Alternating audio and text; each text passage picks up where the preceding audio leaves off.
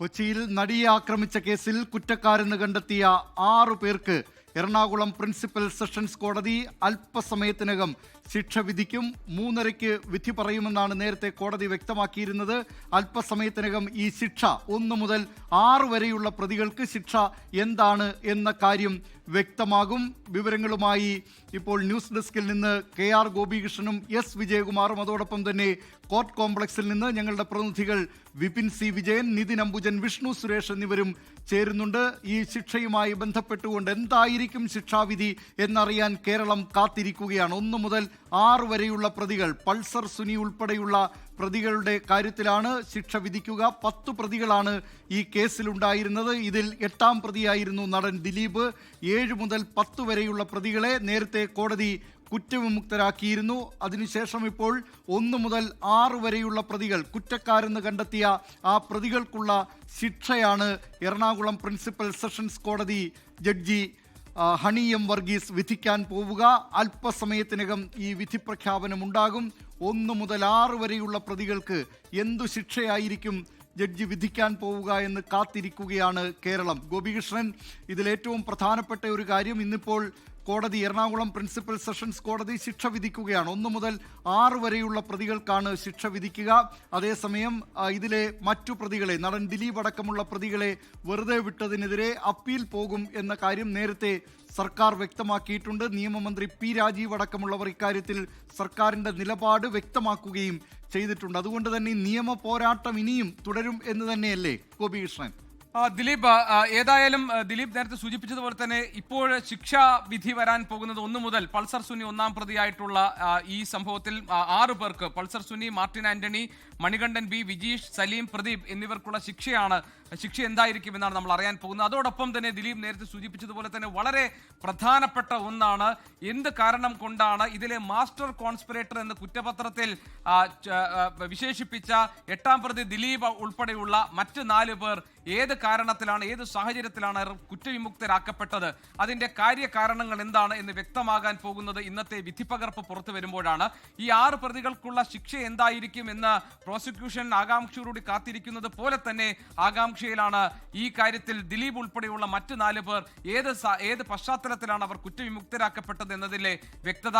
അതിന് പ്രോസിക്യൂഷൻ കാത്തിരിക്കുകയാണ്. നേരത്തെ ദിലീപ് സൂചിപ്പിച്ചതുപോലെ തന്നെ സർക്കാർ ഈ കാര്യത്തിൽ അപ്പീൽ പോകാനുള്ള തയ്യാറെടുപ്പിലാണ്. ഡിസംബർ 8-ാം തീയതി വിചാരണ കോടതി 6 പേരെ കുറ്റക്കാരാണെന്ന് കണ്ടെത്തിയ വിധി വന്ന തൊട്ടു പിന്നാലെ തന്നെ നിയമമന്ത്രി P രാജീവ് ഉൾപ്പെടെ സർക്കാരിന്റെ ഭാഗത്തുനിന്നുണ്ടായിരുന്ന പ്രതികരണങ്ങൾ നമുക്ക് ഓർമ്മയുണ്ട്. ഇതിലെ പ്രോസിക്യൂഷൻ ഏതെങ്കിലും ഒരു വീഴ്ച സംഭവിച്ചതായി കരുതുന്നില്ല എന്ന കാര്യം മുഖ്യമന്ത്രി തന്നെ പറഞ്ഞതാണ്. അതുകൊണ്ട് ഈ കാര്യത്തിൽ തുടർ നിയമ നടപടികളിലേക്ക് പോകും, അപ്പീലുമായി പോകും എന്ന കാര്യം സർക്കാർ തീരുമാനിച്ചു കഴിഞ്ഞു. അങ്ങനെ അപ്പീലിലേക്ക് പോകുന്നതിന് മുന്നോടിയായി ഏതൊക്കെ സാഹചര്യങ്ങൾ പരിഗണിച്ചുകൊണ്ടാണ് ദിലീപ് ഉൾപ്പെടുന്ന മറ്റ് 4 പേരെ കോടതി കുറ്റവിമുക്തരാക്കിയതെന്ന് അറിയണം. മാസ്റ്റർ കോൺസ്പിറേറ്റർ എന്ന കുറ്റപത്രത്തിൽ സൂചിപ്പിച്ച ദിലീപ് ഉൾപ്പെടെയുള്ള 8-ാം പ്രതി ദിലീപ് ഉൾപ്പെടെയുള്ള 4 പേരെ ഈ കേസിൽ അവർ നിരപരാധികളാണ് എന്ന് കോടതി കണ്ടെത്തിയത് മതിയായ തെളിവുകൾ, പര്യാപ്തമായ തെളിവുകൾ കോടതിയെ ബോധിപ്പിക്കാൻ പ്രോസിക്യൂഷന് കഴിയാതെ പോയത് കൊണ്ടാണോ, അതിന്റെ സാഹചര്യങ്ങൾ എന്തൊക്കെയാണ് എന്ന് വ്യക്തമാകണമെങ്കിൽ ഇന്ന് ഈ വിധി പ്രസ്താവത്തിന് പിന്നാലെ വരുന്ന വിധിപ്പകർപ്പ് പ്രോസിക്യൂഷന് കിട്ടണം. അതുകൊണ്ട് ഈ 6 പ്രതികൾക്കുള്ള ശിക്ഷ എന്തായിരിക്കും എന്നതിലെ ആകാംക്ഷ പോലെ തന്നെ ദിലീപ് ഈ വിധിപ്പകർപ്പിലെ പരാമർശങ്ങൾ എന്തായിരിക്കും എന്ന് അറിയുന്നതിൽ പ്രോസിക്യൂഷൻ ഉണ്ട്.